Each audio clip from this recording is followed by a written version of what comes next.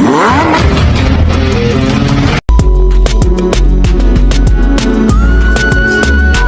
बार की बात है, एक जंगल में बेहद ही खूबसूरत और मीठी बोली बोलने वाला तोता रहा करता था। उसको जंगल के दूसरे सभी जानवर बहुत पसंद करते थे, क्योंकि उसकी मीठी बोली की वजह से जंगल में रहने वाले सभी जानवरों का मन मोहित हो जाता था।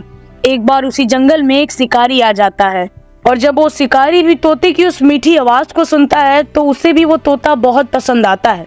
इसीलिए वो शिकारी उस तोते को पिंजरे में कैद कर लेता है, और तोता बहुत ही निराश हो जाता है। फिर थोड़ी ही देर में वो रोना भी शुरू कर देता है। अब उसके पिंजरे में कैद होने से जानवरों को बहुत दुख हो रहा था, लेकिन उनके मन में एक प्रश्न ने भी जन्म ले लिया। उन्होंने तोते से पूछा कि आखिर जब तुम इस बेकार से जंगल को छोड़कर शहर जा रहे हो, तब तुम रो क्यों रहे हो, क्योंकि यहाँ तो शहर जितनी सुविधाएं नहीं हैं। तब तोते ने जवाब दिया कि हाँ, ये सच है, जंगल में शहर जितनी सुविधाएं नहीं हैं, लेकिन मैं यहाँ पर अपने पंख को खोलकर आजादी से उड़ सकता था, किसी भी पेड़ पर बैठकर अपने मनपसंद फलों को खा सकता था, लेकिन अब मैं कहीं नहीं जा सकता। इस बात को सुनकर सभी जानवरों ने तोते को आजाद करने के बारे में सोचा, लेकिन शेर ने उन सबसे कहा कि मुझे पता है वो शिकारी बहुत ही चालाक है, इसीलिए अगर हमें तोते को पिंजरे से आजाद करना है तो हमें बहुत ही चालाकी से काम लेना होगा। तभी वहाँ पर जंगल में रहने वाला बंदर आता है और अपनी तरकीब को सभी जानवरों को बताता है। सभी जानवरों को उसकी ये योजना पसंद आती है और अब वो तोते को आजाद करने के लिए तैयार थे। आखिरकार थोड़ी देर बाद शिकारी तोते को लेकर जंगल से बाहर आ जाता है, लेकिन अब शिकारी पैदल चलते हुए काफी थक चुका था, इसीलिए उसने पिंजरे को एक बड़े से पेड़ के नीचे रखा और थोड़ी देर के लिए दूर चला गया।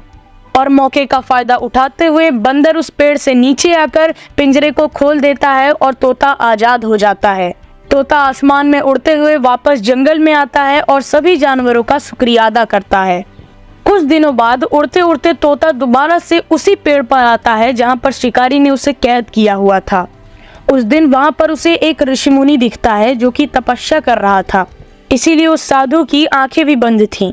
तोते को लगता है कि शायद इसी की वजह से वो पिंजरे में कैद था। इसी साधु ने शिकारी से मुझे पकड़ने के लिए कहा होगा। तोते को बहुत गुस्सा आता है और वो पेड़ से फलों को तोड़कर साधु के ऊपर फेंकने लगता है।